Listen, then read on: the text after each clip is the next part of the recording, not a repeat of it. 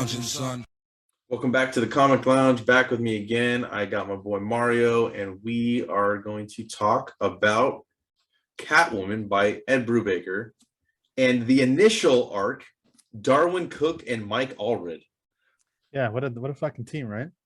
I completely forgot Mike Allred inked over Cooke's art, and that's so. I think that's just the first. I think it's just the first four issues. First four, yeah, and then the next ones are Brad Rader and Cameron Stewart. Yep. Phenomenal run. I've read this multiple times. Yep. As I went to read it this time, I realized that it had almost been exactly a year to the day.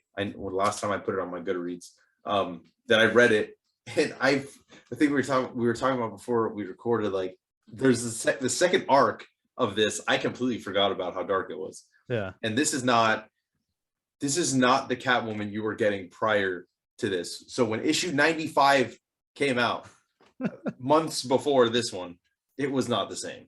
I read it through the singles, so I think it was kind of funny. I was not in this one, but the letters pages of people that were like, "Man, I was pissed. I was really hoping to get to issue 100." It made sense, like this is one of the few times where like, because I don't like when they renumber shit.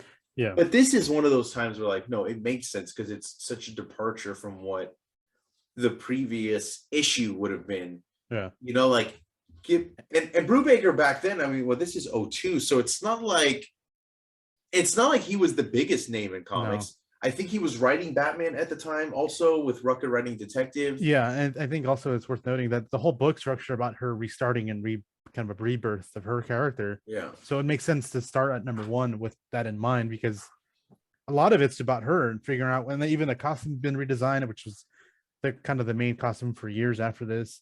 So the entire thing was like a relaunch of the character as a whole.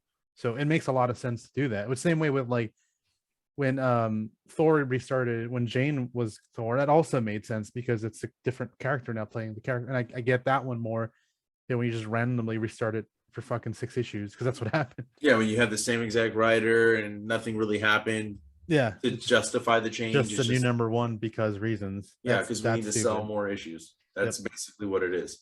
I like her relationship with Leslie Tompkins. Like right off the bat in issue 1, like the outfit is having an effect on her, and like she doesn't want to be Catwoman anymore. But then she fucking has her new costume, and this even has like a brief recap. Like we get like little snippets of her past, like obviously like exactly how she looked like in Batman Year 1.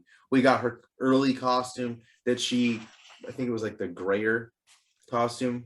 It's hard to tell because of the way the flashback is, but when I first saw that costume back then, I was probably 15. I was like, this is so dumb, dude. What is up with these combat boots? The goggles to me were it reminded me of like Can't Hardly Wait. Seth Green's goggles. That's what it reminded me of. It does. But you know what? In like 2003 or whatever, because that movie came out in like 2001 or whatever it was. Yeah, but it's like over time, I became so accustomed to it, and I think because it is Darwyn Cooke, and I love his art, and it is Brubaker, and I love his writing, that like I just accepted it and I learned to love it. And now, like, to me, this is the ideal Catwoman costume. I don't really like the skin tight. It kind of made sense for her because she's a thief and you want to be able to move. But this one just makes well, she had the tail and the whole thing before in the purple outfit. I fucking hated that tail. I hated it. And this one makes sense. It's like it's her whip. Yeah. She just wraps it around her waist. Yeah. So like that too, I really dug. I also like the fact that Batman is not a huge presence. We see him in the first issue, but it's not like he's in every fucking issue. And I think that's part of the things I don't like, whether it's a Superman family book, Batman family book, Spider-Man family book, whatever, and that character's in it like all the time. Like you're not letting the character who's the title character really breathe. And you get her briefly. It's kind of like interesting to read the context of her in this and the relationship she has with him. This is before she learns that he's Bruce Wayne. Right. Like that doesn't happen till Hush, which I think is it around the same time? It's around the same time, right? Like 03. Is Hush 03? I thought Hush was like a little bit later. Wasn't it like 04 or 05? No. Maybe a couple of years later. 2002. Oh, okay. Damn. So this is around the same time. All right. So this. I mean, it wasn't January of 02 for sure. So this is like right before she learns. Yeah, and this is October 2002 until September 2003 is Hush. Oh yeah, and then this has a cover date of January. So this is like a year later is when she finds out. And I think this is also where I think she had already. I mean, my memory is not fucking great with those because it's not like I was reading Catwoman back then.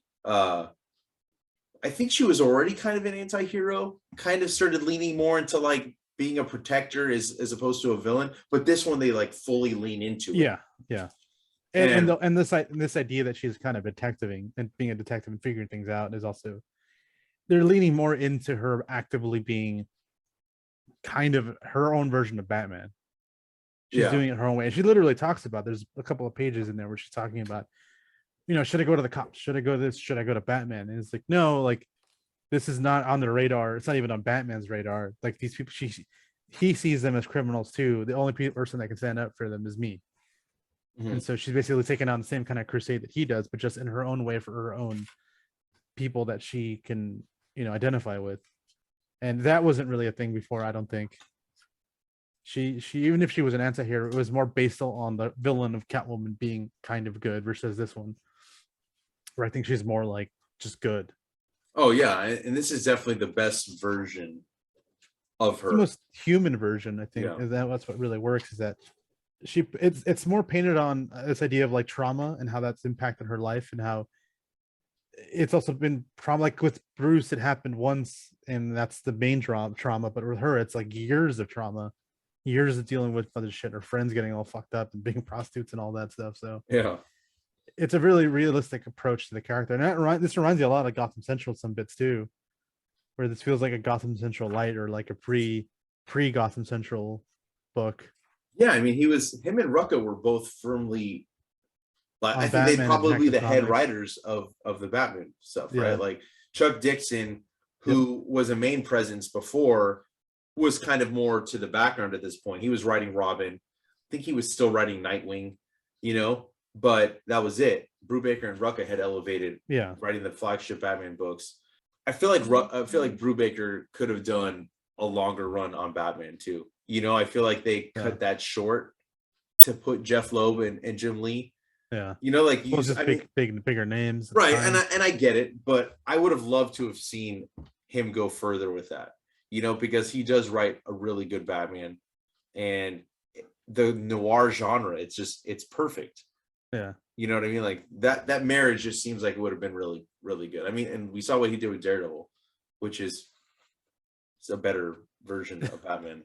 But so it's Red Batman. Yeah.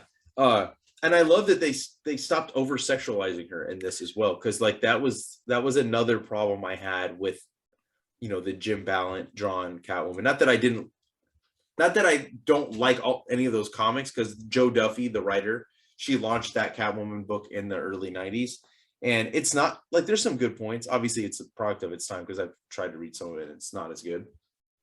They completely took that out of the mix, so you're not focused on like fucking those big ass knockers that they used to draw, dude. I'm serious. No, I know those things are fucking huge, man. The purple, like I associate the purple suit with her looking like a Playboy porn star kind of thing, for sure. And it like broke her back. Like it was just like, what the hell's going on? And this is like a much more realistic. She's obviously still attractive, and it's Darwyn Cooke drawing, so it's obviously look at, I love just. She's still a cat burglar, and she's still attractive when she needs to be, but it's not the focus. She's sultry. She's sultry. Yeah. That's like the perfect word to describe her. I love the way Darwyn Cooke, like the way he draws women. Like there's that. I love the short hair. Yep. Too.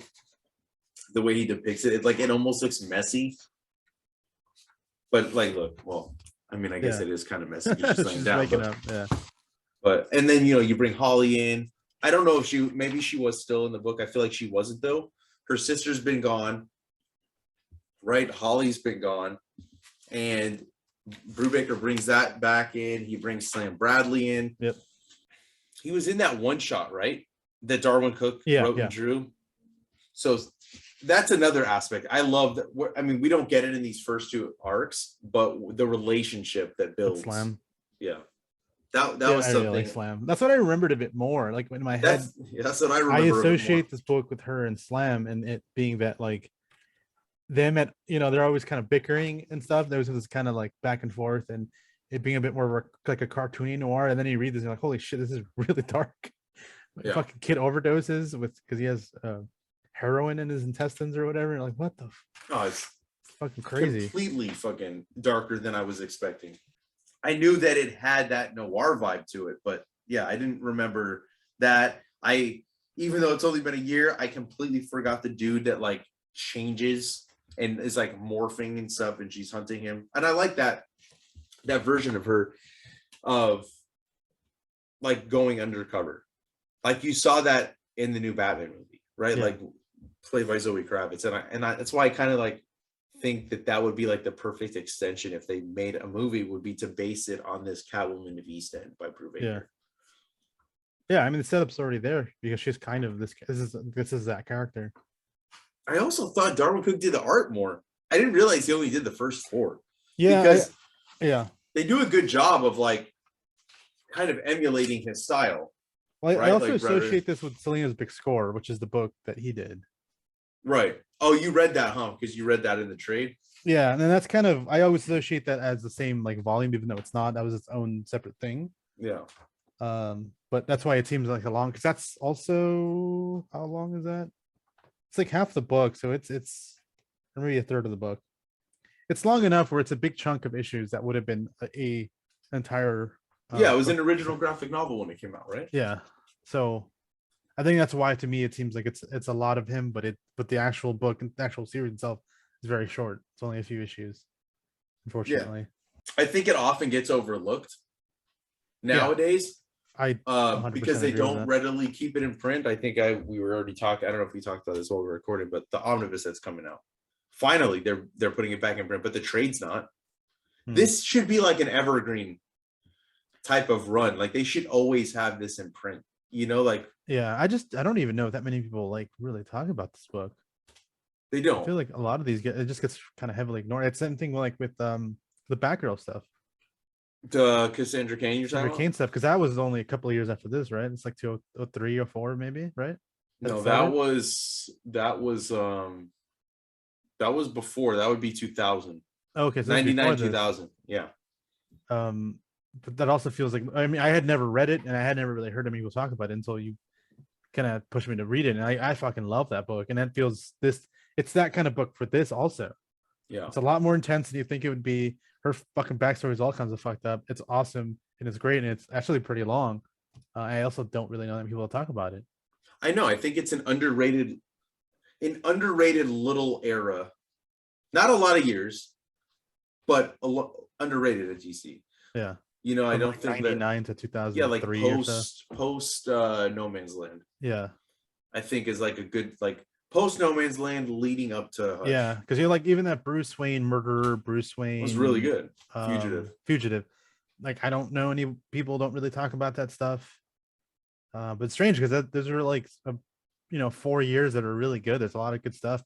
Gotham Central. Yeah, isn't around the same time. Yeah, it was a really good era for the Bat family of books, at least like the ones we just mentioned. I mean, like Nightwing, I've always liked Nightwing. When he's in Bloodhaven and stuff, that was a pretty solid run. Robin at the time was really good, but going back and having read a lot of these over the last couple of years, Catwoman is still my favorite. Like even though I like Brubaker's Batman, I like his Catwoman better. Yeah, well, she gets to be more human, and that's what I think really stands out. Like that's what stands out to me the most is how often, because a lot of it's about, I want to start over. What does that mean? Who am I now? Mm-hmm. Who am I without this past? Who am I without that suit? What is my relationship with the cops? What is my relationship with Batman? What is my relationship with his allies? Because I love that bit where she's trying to find Oracle. I liked what she was trying to find. She's trying to get that number, and it's like, oh, sorry to break in, but I needed help. And she's like, she makes that joke. She's like, well, at least you knocked and didn't just break in, which clearly alluding to Batman just breaking in and just appearing in the fucking corner. Yeah, when she comes into the window with Leslie. Yeah. you just get such a different Selena. Yeah. Than just like a couple months prior to that. Yeah. It's a completely different Selena Kyle, and one that you can connect with, one that there's a little more heart. You get down to the core of her motives. Yeah. Why does she do what she does? Well, right? Like, why was she a cat burglar? She went like where Bruce fucking was like, I'm gonna fight crime. She's like, I'm gonna fucking rob people. I'm gonna fuck you over because you fucked me over and because of what's been done to me. So I'm gonna take it out on the world, kind of. And she's got people to take care of from the beginning. And she talks about that in the book too. While Bruce got to be rich and just hang out by himself for the first 25 years. Yeah, she fucking like takes everybody under her wing. She's protecting people. Yep. Holly like being one of the main ones, right? Yep. I haven't read the following issues in a very long time, so I'm excited for that omnibus to come out because every time I read it, dude, I fall in love with it all over again. And it's been a long time since I reread it as well, and I don't remember it that well because some of the stuff I was like, I don't remember all of this. But it's one of those books you read like, oh man, that was a really good time. That was a really good book. Yeah. It's like we're talking about with Astro City, where every couple issues, like, man, this is a really good book. I know what a strong first issue too. Like just like talking about that again, like what a great entry point. It's rare now where I feel that with a first issue with a series. That's why like if you don't pull me in with the first issue, I'm probably not going to come back. Comics are fucking expensive. Yeah, I mean the price is really creeping to $5 nowadays. Yeah, $5 is going to be like the new normal. That first issue, like it completely, it gives you the entire message of what this book's about in one issue. Mm-hmm. You even get the meeting with Batman setting up. He's questioning her. He's trying to figure it out. Like everything's just kind of detailed out. This is what this book's about, and let's just move forward. Yeah, and everybody, and just like talking about Cooke though, like everybody loves those Adam Hughes covers. Yeah, look at this. I'll take this cover over any of those fucking Adam Hughes covers any day, dude. And that's not me saying he's a bad artist, but just like I love like the way that he lights her eyes. Yeah. Well, she's in like shadows, but only her eyes are being lit up. All of these covers, dude, the Paul Pope covers too. It's like, and to this day, dude, like this book completely changed everybody's opinion on Catwoman. Everybody's outlook on like the type of character she is. I didn't care about that character before. I seek out Catwoman books now, and I'm willing to like check out a new run. Like, Ron V did a good one. Joel Jones did a good one not that long ago. Teenie Howard, I just caught up on hers. It's really dope. Wrote it, but the New 52 one, not the beginning because that was terrible. But toward the end, when she ended up becoming kind of more of a crime boss, that also got really good. I know what you're talking about. That's when that was right around the time it was like Batman and Robin Eternal and Batman Eternal, if I remember correctly. Yeah, I think it was like the last maybe 15 issues of the series before. It wasn't Frank Thierry, right? That's also really, really well done. That one's she's like crime. She's like kind of takes over. She's doing more crime stuff, but then there's another Catwoman that's pretending to be her out about. She's trying to figure out. Oh, I kind of remember that. I fell off with that book because the New 52 run was just not. Well, the beginning was really bad. It was really bad. Because this stays good. Like when Will Pfeiffer. It stays good for a long time. And the whole Black Mask storyline that takes place, like after that, he like, well, this is like past Brubaker. Genevieve Valentine with Gary Brown, and that's from issue 35 to looks like 52. Substantial. What was it, like 3 or 4 arcs? About 4 arcs, something like that. It's pretty good. I definitely recommend that if other people haven't read it. And like there was a lot of covers by Jay Lee at the time. I'm kind of picturing the fucking covers in my head a little bit, but yeah, I wasn't reading. I gave up the way that run started.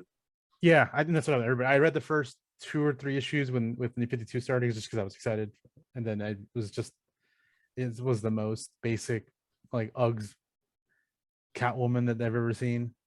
Yeah, like the first issue is just her having sex with Batman on the rooftop,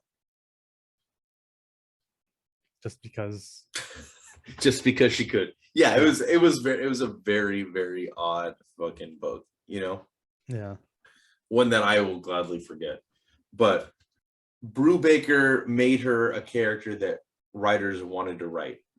Whereas prior to this, I don't necessarily think that that's the case. I don't necessarily think people were like, oh yeah, I'd love to write a Catwoman book, because they've had real, like I said, you have Joel Jones, you have Rom V, right? That it's been pretty consistent since, you know, I guess it's like the post Batman Catwoman wedding, right? Like during the Rebirth era. Yeah. I wasn't sure how I was going to feel about Tini Howard's run, because I'm not necessarily a fan of all the stuff she does. Yeah. But I just read the first 5 and it's pretty fucking solid. And it kind of reminded me, there's like bits and pieces where you can see like she kind of took from Brubaker in terms of the way Selena is and protective of like the people and stuff, and doing her undercover work. Like that's all in there again. And it feels like very detective noir, but kind of more superhero-y.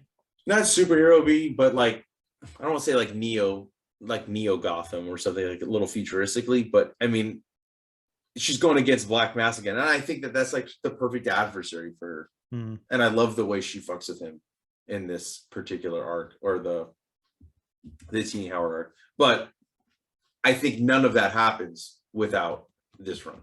Yeah. Nothing. Yeah. I think Brubaker's talking about it in interviews that himself, but this book ended up changing a lot at the time and changed the course of the character. I mean, it redefined the suit, it redefined the attitude, it redefined what you could do with the character that was kind of more of an accessory to Batman before.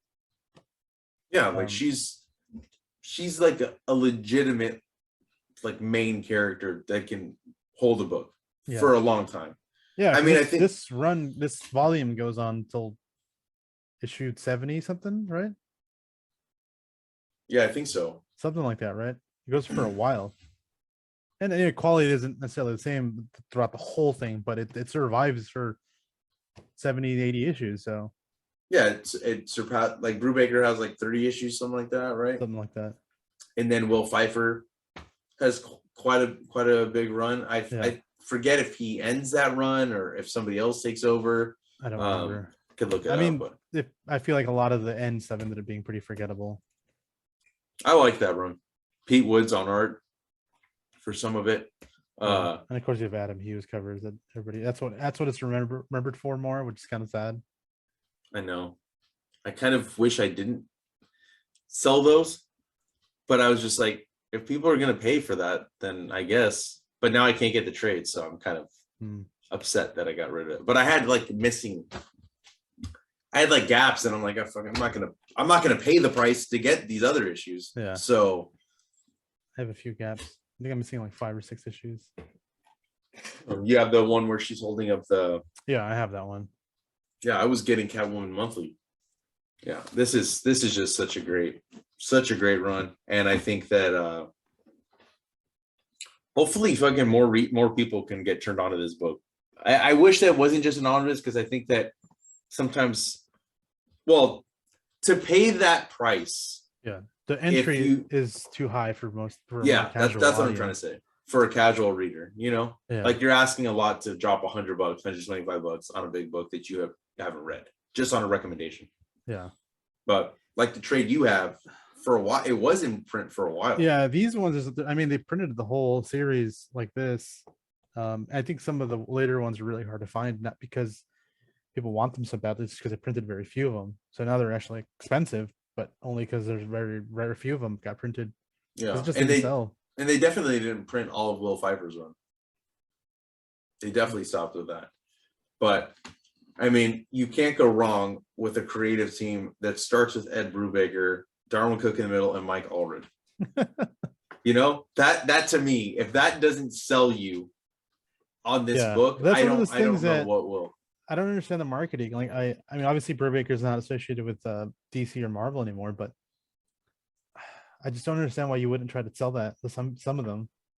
I mean, is there some sort of ill will between him and DC? Because like you own the rights to his writing, so it's not like you couldn't promote it and say this is a Brubaker, because this is just facts. Yeah, it might rub him the wrong way, maybe, but I'm surprised that that's not something that DC tries to do. Yeah, because like they don't have, like they released Batman by Ed Brubaker, book 1 and 2. Yeah. but book 2 is part of the Batman Murderer and Batman Fugitive, so you're not even getting the whole story. Nope. So I think that collection in itself is stupid.